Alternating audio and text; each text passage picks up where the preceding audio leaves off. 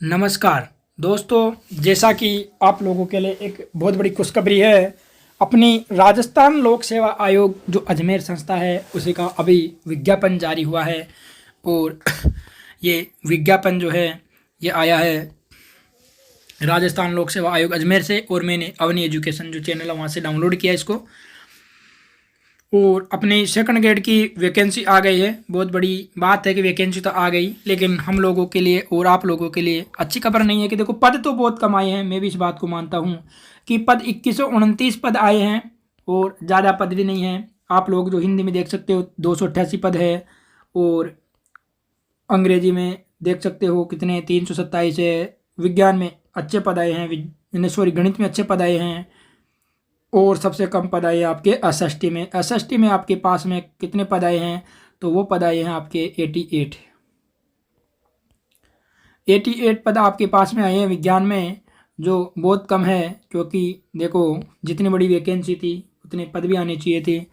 और हिंदी और सामाजिक एक ऐसा सब्जेक्ट है जिसमें अधिकतर जो स्टूडेंट है वो तैयारी करते हैं, और वहीं पद कमाना बहुत बड़ी खामी भी लगती है। लेकिन क्या करें, जो है वो है। 2129 पद है, और आप लोगों ने शायद वैकेंसी पढ़ ली होगी। ज़्यादा टेंशन लेने की ज़रूरत नहीं है, इसमें कुछ भी नया नहीं है। जो लोग पिछली वैकेंसी में अपनी फॉर्म लगाया था वो वापस लगा सकते हैं, और कुछ नया नहीं जुड़ा इनमें। बस वही है। ओटीआर में मैं एक बात बताना चाहता हूँ कि जो ये इन्होंने ओटीआर का सिस्टम कर रखा है, उस ओटीआर में आप लोगों को क्या करना होगा कि ये जो ओटीआर है, इस ओटीआर में आप भरो। उस समय सारी जो आपकी क्वालिफिकेशन है, योग्यता जो है, इन योग्यताओं को चेक करना। क्योंकि वर्तमान में ओटीआर आपकी बीएड नहीं ले रहा, और अब जब आप लोगों की सेकंड ग्रेड में बीएड नहीं लेगा तो आप लोगों का फॉर्म क्या होगा, फिर कैंसिल हो जाएगा। इसलिए आप लोग बीएड को पर्सनली देख करके उसमें ओटीआर में या आपके फॉर्म में क्या आएगी, सेक्शन की योग्यता आएगी, उसमें ज़रूर देखें कि इसमें बीएड है कि नहीं है। देखो, आपको 10वीं भरनी है, 12वीं भरनी है, आपका बीए भरना है और बीएड भरना है। बस ये तो पक्का भरना है। 1, 2, 3 और 4, ये 4 चीज़ें तो भरनी है। और बाकी आप जितने चाहे उतने भर सकते हो। लेकिन कक्षा 10, एक बार फिर बताता हूँ, 10, 12, बीए और बीएड, इन 4 चीज़ों के अलावा अगर ये नहीं भरी तो आप लोगों का फॉर्म ऑटोमेटिक कैंसिल हो जाएगा। अभी भर गया, लेकिन जैसे ही लास्ट डेट आती है आपका फॉर्म ऑटोमेटिक कैंसिल हो जाएगा। और ये जो आपका ओटीआर है, वन टाइम रजिस्टर, ये क्या कर रहा है, वर्तमान में ये बीएड नहीं ले रहा है, केवल इन्हीं 3 चीज़ों को फेच कर रहा है। इसीलिए, क्योंकि ऐसा फर्स्ट ग्रेड में हो चुका है, अभी वर्तमान में हुआ है, जो वर्तमान सामान्य शिक्षा विभाग की फर्स्ट ग्रेड आई थी उसमें हो चुका है। इसलिए मेरा बताने का फर्ज था। आप लोग फॉर्म भरते समय ये सावधानी रखें, और नया कुछ भी नहीं है। आप लोग पढ़ सकते हो सब कुछ, सारे की सारी वैकेंसी वो है, कुछ अलग नहीं है। पद कम है, और फर्स्ट पेपर है, उस फर्स्ट पेपर वही 200 नंबर का आपका होगा, वही 300 नंबर का सेकंड पेपर होगा, वही 200 क्वेश्चन 2 घंटे, 100 क्वेश्चन 2 घंटे सॉरी, और वही सब्जेक्ट भी वही रहेंगे। देखो, ज्योग्राफी है, हिस्ट्री है, कल्चर है, जनरल नॉलेज है, करंट अफेयर है, साइकोलॉजी है। और फिर जैसे आपका दूसरा जो पेपर है, वो जो दूसरा सेकंड पेपर होगा, जो आपका सब्जेक्ट का होगा, वो 300 मार्क्स का होगा, 2.5 घंटे का होगा, 150 क्वेश्चन होंगे। सेम चीज़ें वही है। और देखो, 40% का नियम है, 5% छूट दी गई है इसमें। और आजकल पता है आप लोगों को, नया ट्रेंड है, 5 ऑप्शन है, 5 ऑप्शन आपको भरना अनिवार्य होगा। अगर कुछ नहीं आ रहा तो उसमें 5 ऑप्शन भर दो। वो मतलब खाली के समान माना जाता है, लेकिन भरना जरूरी है। और ज़्यादा है नहीं, बस आप लोग आराम से पढ़ सकते हो इसको, ज़्यादा इसमें टाइम ख़राब क्यों करें। और आप लोगों को तैयारी करने के लिए क्या करना चाहिए, तो देखते हैं। पहले सेकंड ग्रेड पे बात करते हैं, क्योंकि मैंने पहली बार में किस प्रकार तैयारी करके सेकंड ग्रेड जॉब हासिल की। मेरा सिलेक्शन जो सामान्य शिक्षा विभाग और संस्कृत शिक्षा विभाग दोनों में हुआ। मेरा सामान्य शिक्षा विभाग और संस्कृत शिक्षा विभाग सेकंड ग्रेड दोनों में हुआ है। मेरा अभी असिस्टेंट प्रोफेसर का क्या हुआ है, इंटरव्यू हुआ है, इंटरव्यू दे के आए हैं, और शायद अभी 1-2 दिन में रिजल्ट भी आने वाला है। तो आप लोग विश्वास तो कर सकते हो कि हिंदी में जो कुछ ज़्यादा तो आता नहीं, क्योंकि एक विद्यार्थी हैं तो पढ़ रहे हैं और पढ़ाने की कोशिश कर रहे हैं। तो पढ़ाएंगे या पढ़ेंगे वो अच्छा पढ़ाएंगे, और गलत नहीं बताएंगे। जो है हिंदी से जुड़े हुए हैं तो आप लोग विश्वास कर सकते हो।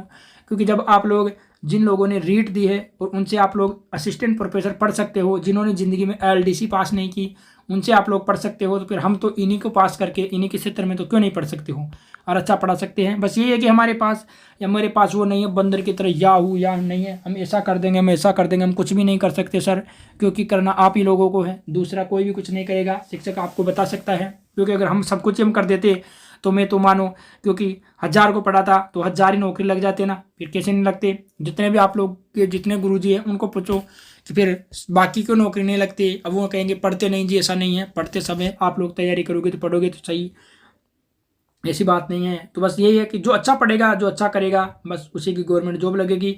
अपना कुछ नहीं है, सब कुछ तैयारी आपको करनी है। अपना एक चैनल है हिंदी विद सीपी सर, जिसको मैं अभी आपको लेके जाऊँगा वहाँ पर। और सेकंड ग्रेड में यही है, इसको आप सेकंड ग्रेड को क्या करोगे 3 भागों में बांटोगे। और 3 भागों में कैसे बांटोगे, तो पहले तो आप लोग हम हिंदी की बात करते हैं, हिंदी विषय से बात करते हैं क्योंकि हिंदी से जुड़े हुए हैं तो वहीं से बात करें हम लोग। तो आप हिंदी विषय में क्या करोगे, हिंदी विषय में उसको 3 भागों में बांटोगे पेपर को, भाग 1, भाग 2 और भाग 3। भाग 1 में आप क्या करोगे, व्याकरण को रखोगे, व्याकरण रखना है। भाग 2 में आप लोग इतिहास रखो, इति प्लस हास। और भाग 3 में आप लोग क्या रखोगे, उसमें रखोगे गद्य पद्य रचना, गद्य पद्य और ये रचना। और गद्य पद्य रचनाओं में मैं यही कहना चाहता हूँ कि इनको प्रत्येक रचना को, मूल रचना को आपको एक बार तो जरूर पढ़ना है। गलती न करे समरी वमरी पढ़ने की, कहीं गुरुजी के नोट्स टिपने की, कतई नहीं। मेरा कहना है कि आप लोगों को एक बार अनिवार्य पढ़ना है, क्योंकि मैं जब भी मैंने एग्जाम दिया यहाँ से पढ़ा और हर बार मेरे क्वेश्चन सारे सही होते हैं। और कम से कम मतलब हमारे 8 एक रचना लगी, उनसे कम से कम 15 से 16 क्वेश्चन जरूर आते हैं, पक्का है ये। प्रत्येक रचना जो उन्होंने जोड़ रखी है पर्सनली रचना, उस रचना से तो 100% क्वेश्चन आना ही आना है, भले ही कहाँ से और से ना आए, लेकिन उस रचना से 100% क्वेश्चन आएगा। और इतिहास में ज़्यादा गोते न लगाए, क्योंकि इतिहास ज़्यादा पूछेगा नहीं। आप लोगों को इतिहास के लास्ट से 30 से 35 क्वेश्चन मिलेंगे, इससे ज़्यादा नहीं मिलेंगे। इससे ज़्यादा तो आप लोगों को व्याकरण, जो आपका काव्य शास्त्र है उसके मिल जाएंगे। तो काव्य शास्त्र है, व्याकरण, इनको जरूर अच्छा पढ़े और धीरे धीरे आप तैयारी करोगे तो जरूर आपका काम होगा। और फर्स्ट पेपर के लिए आप लोग नाथ पब्लिकेशन पढ़ सकते हो। नाथ पब्लिकेशन की पुस्तक अच्छी आती है, मैंने सेकंड ग्रेड में और असिस्टेंट प्रोफेसर दोनों में पढ़ी है, ज़्यादा मैटर भी नहीं है और फिर भी अच्छा सिलेबस मिलता है उनसे। और करंट अफेयर का आप लोग ज़्यादा झमेला ना पाले, क्योंकि करंट अफेयर के चक्कर में आप लोग क्या करते हो, रोज़ाना 1 घंटा पढ़ते पेपर आता है तब तक तो 10,000 क्वेश्चन और कम से कम 200 पेज इकट्ठे कर लेते हो। फिर न तो आपका वो क्लियर होता नहीं, एग्ज़ाम क्लियर होता। स्मार्ट स्टडी करें। और आप क्या कर सकते हो, तो आप नाथ पब्लिकेशन की एक पुस्तक आती है, विनोद स्वामी सर की है, वो 1 महीने पहले निकालते हैं और 10 में से 9 क्वेश्चन लिख के ले लो, उससे आराम से मिलेंगे। करंट के 9 क्वेश्चन ज़रूर मिलेंगे उससे। अब अपना कोई नहीं है, आराम से पढ़ाते हम लोग, कोई कहीं व्यापार नहीं है। और नहीं है कि किसी के बारे में बता रहे तो उनसे मिले हुए हैं, जो मैंने पढ़ा मैं आप लोगों को बता रहा हूँ। और हिंदी में आप क्या कर सकते हैं, व्याकरण अच्छी जगह से पढ़े, जो आपके पास नोट्स है पर्याप्त है उन पर विश्वास करते हुए पढ़े। और इतिहास के चक्कर में ज़्यादा ना पढ़े, जो नोट्स है उन्हीं से पढ़े। और केवल आचार्य रामचंद्र शुक्ल का इतिहास का सहारा ले सकते हैं। उसमें भी आप क्या करेंगे, तो आचार्य रामचंद्र शुक्ल में भी आप लोग ये नहीं कर सकते कि पूरे गोते लगाने लग जाओ। आप लोग जो नोट्स है जिन गुरुजी से पढ़ रहे हो वो ठीक है, बस उसमें क्या करोगे आप लोग कि जो आचार्य रामचंद्र शुक्ल का इतिहास है उसमें से ये देखना कि शुक्ल ने किसके बारे में क्या कहा है, जैसे रीतिकाल के बारे में क्या कहा है, केशव दास को क्या कहा है, निराला के बारे में क्या कहा है, ये चीज़ें आप लोग आचार्य रामचंद्र शुक्ल से पढ़ सकते हो। सेकंड ग्रेड और फर्स्ट ग्रेड में लिख करके ले लो कि आचार्य रामचंद्र शुक्ल के अलावा एक भी कोटेशन बाहर से नहीं पूछता। अभी वर्तमान में जो संस्कृत शिक्षा विभाग का पेपर हुआ था, उससे पहले भी मैंने बताया था, जो मेरे साथी मुझसे पर्सनली जुड़े हैं ऑफलाइन, और उन साथियों को कहा था कि एक भी कोटेशन आपकी आचार्य शुक्ल के अलावा नहीं आएगी। उन लोगों ने बात मानी और उन्होंने बहुत धन्यवाद दिया कि यार बहुत बढ़िया बात है, आपने जो बताया वैसा ही उसी तरीके से आया। ये नहीं कि मैंने सब कुछ बताया, मैंने केवल बताया तरीका, पढ़ा तो उन्हीं लोगों ने था स्वामी, और बहुत अच्छा उनको परिणाम मिला और उनकी अच्छी प्रतिक्रिया रही। तो यही है, आप लोग भी आराम से पढ़ें। और इसी के साथ क्या है, अपना एक चैनल है हिंदी सीपी सर, उसी पे हम कुछ हिंदी से संबंधित जानकारी शेयर करते हैं, तो आप लोग ज़रूर विजिट कर सकते हो उस चैनल पर। और आजकल वर्तमान में आपको पता है तो अपनी एक प्यारी सी वैकेंसी और आई है, जो जिसकी आप लोगों को बहुत दिनों से इंतज़ार था, और वो है अपनी रीट, अभी वर्तमान में आउट हुआ है। रीट का नोटिफिकेशन आ गया है, देख सकते हो। वैसे आप लोगों के पास पहुंच चुका होगा। और 16/12/2024 से फॉर्म स्टार्ट है, जनवरी तक भरे जाएंगे। 27 को आपको इसका एग्ज़ाम हो जाएगा। 27 फरवरी को एग्ज़ाम है। 2 शिफ्ट में कर सकती है सरकार ने बोला है। और 550 750 ये आपकी क्या है, इसमें फीस ली गई है। यथा समय आपके पास हर चीज़ उपलब्ध करवा दी जाएगी बोर्ड के द्वारा।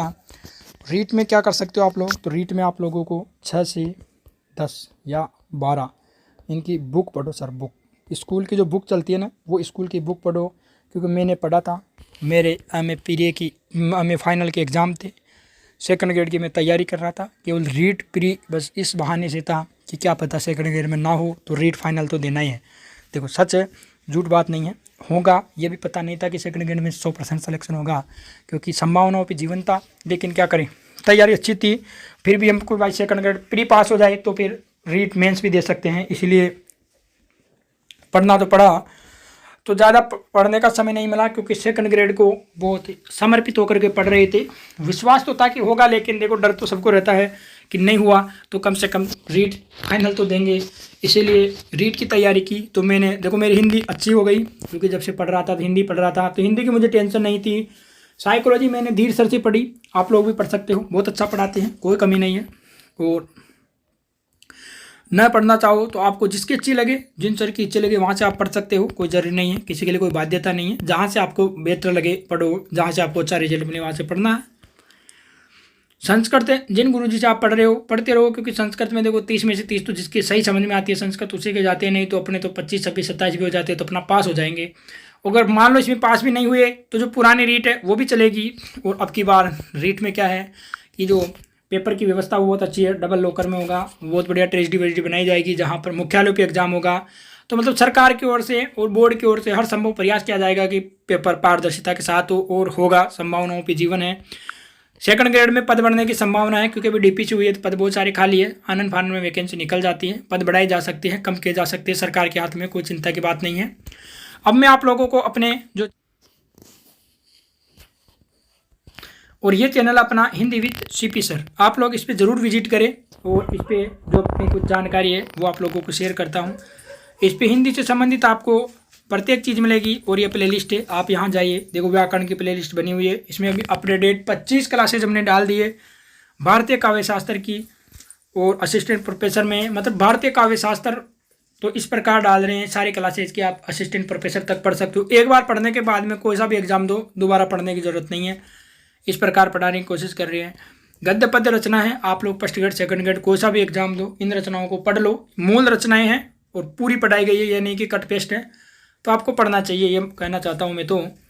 और आप यहाँ से आप तैयारी अपनी रेगुलर कर सकते हो, देख सकते हो कि अपनी जो भी ये क्लासेज है वो हमने रेगुलर डाल रखी है और डाल रहे हैं। अभी देख लिया, क्रिया पे आ गए हैं, 2 दिन में अपनी क्रिया समाप्त हो जाएगी। और धीरे धीरे अपना 100% जो भी सिलेबस है वो ज़रूर पूरा करेंगे। और इसी के साथ ज़्यादा समय खराब न करते हुए एक बार फिर अपनी बात को दोहराना चाहता हूँ कि आप लोग रीट पढ़ रहे हो तो रीट के लिए आपको क्या करना है, हिंदी व्याकरण जो आपके पास में उपलब्ध है, अच्छी बात है। नहीं पढ़ना चाहते हो तो अपने चैनल से देख सकते हो, जहाँ से पढ़ रहे हो वहाँ से पढ़ सकते हो। एसएस में आप 6 से 10 तक की किताबों को पढ़ेंगे, किताबों के अलावा बाहर कुछ भी नहीं आएगा। कोई से भी सर कहो सब झूठ बात है, हाँ उनके आ रहे हैं तो वो भी किताबों से बना रखे, ऐसे मानो किताबों के बाहर कुछ नहीं आएगा। और हिंदी और आपके संस्कृत व्याकरण और साइकोलॉजी धीरे से पढ़ सकते हो, आपका पीरियड आराम से क्लियर होगा, ज़्यादा लोड न ले। क्योंकि जब मैंने 2nd ग्रेड की तैयारी करते हुए 2nd ग्रेड का मैंने जो लक्ष्य बनाया उससे कभी नहीं भटका। जो मैंने रीट की वो टाइम बचा बचा करके पास किया, जो मैंने फाइनल किया वो भी मैंने टाइम बचा बचा करके किया, लेकिन 2nd ग्रेड को कभी नहीं छोड़ा। जब मैंने टाइम बचा बचा करके रीट प्री पास कर सकता हूँ, कैसे किया, देखो मैंने व्याकरण पढ़ने की जरूरत नहीं थी, मैं 2nd ग्रेड में पढ़ रहा था, अच्छी थी। साइकोलॉजी में पहले पढ़ा हुआ था धीर सर से, उसी को दोबारा दोहरान किया। संस्कृत भी मैंने पढ़ी हुई थी राम कुमार सर से, वहाँ से दोहरान किया। और 6 से 10 की किताबों को पढ़ा, उसी बेस पे मैंने अच्छे नंबरों से रीट प्री क्लियर किया। लेकिन फाइनल में मेरा सिलेक्शन भी नहीं हुआ और मैं पढ़ के भी नहीं गया था, क्योंकि मेरा 2nd ग्रेड पहले हो चुका था और मैंने जो अपनी आंसर किए थे वो मिला ली थी, बहुत अच्छे क्वेश्चन थे, तो मुझे कोई टेंशन की बात नहीं थी। और आप लोग भी इसमें अगर आप लोगों के 350 नंबर बैठते हैं, ठीक है, अगर इसमें आपके 350 2nd ग्रेड में बैठ जाते हैं तो आप लोगों का फाइनल सिलेक्शन है, फाइनल। 350 नंबरों पे 55 मान लो, इससे ज़्यादा आपका किसी भी हालत में नहीं जाएगा। 350 से 355 पे आराम से सिलेक्शन हो जाएगा, कोई चिंता की बात नहीं है। और रीट में है प्री तो आराम से क्लियर होगी आपके। और जो सेकंड ग्रेड है उसमें 40% का नियम है। बताना चाहता हूँ आप लोगों को कि 40% का नियम है, 5% की रिजर्व कैटेगरी को छूट दी गई है। और बस यही है, उसमें और अलग चीज़ है नहीं कि बताएं आप लोगों को कि ये देखो ये आ गया, कुछ भी नहीं आया, जो है वो है। और आप इस चैनल पे विजिट जरूर करें, कैसा आपको लगता है वो ज़रूर बताएं। और बताएं कि हमें आगे पढ़ाना चाहिए, कैसे क्या पढ़ाना चाहिए, वो भी आप लोग बता सकते हो। आपके नोट्सों से एक बार ज़रूर मिलान करें कि आपके अच्छे हो तो उनके बारे में बताइए, हम उनसे पढ़ा सकते हैं, क्योंकि बहुत सारे भाई जो भी नए जुड़े हैं उनको अच्छा कोई जानकारी मिल जाए। और रीट वालों के लिए तो ये चैनल है अपना, ये बहुत अच्छा होगा, क्योंकि मैं खुद वर्तमान में क्या हूँ, गवर्नमेंट जॉब पे हूँ, असिस्टेंट प्रोफेसर का मैंने अभी इंटरव्यू दिया है 7 दिसंबर को मेरा इंटरव्यू था। इंटरव्यू दे के आया हूँ, जैसे अपनी जो दीपावली की छुट्टियाँ समाप्त हुई थी उसी दिन मेरा इंटरव्यू था, और 8 तारीख मैंने वापस स्कूल ज्वाइन कर ली थी। तो जब मैं पढ़ करके इंटरव्यू पे जा सकता हूँ तो आप लोग क्यों नहीं जा सकते हो। और रीट और हिंदी के लिए, हिंदी जो अपनी भी सब्जेक्ट है उसके लिए आप लोग भरोसा करके जुड़ सकते हो, आपको निराशा नहीं होगी, अच्छी चीज़ें मिलेगी। क्योंकि अपने जो गुरु है अर्जुन सर है, उन्हीं से मैंने पढ़ा, वहीं से अपनी समझ विकसित हुई, तो देख सकते हो।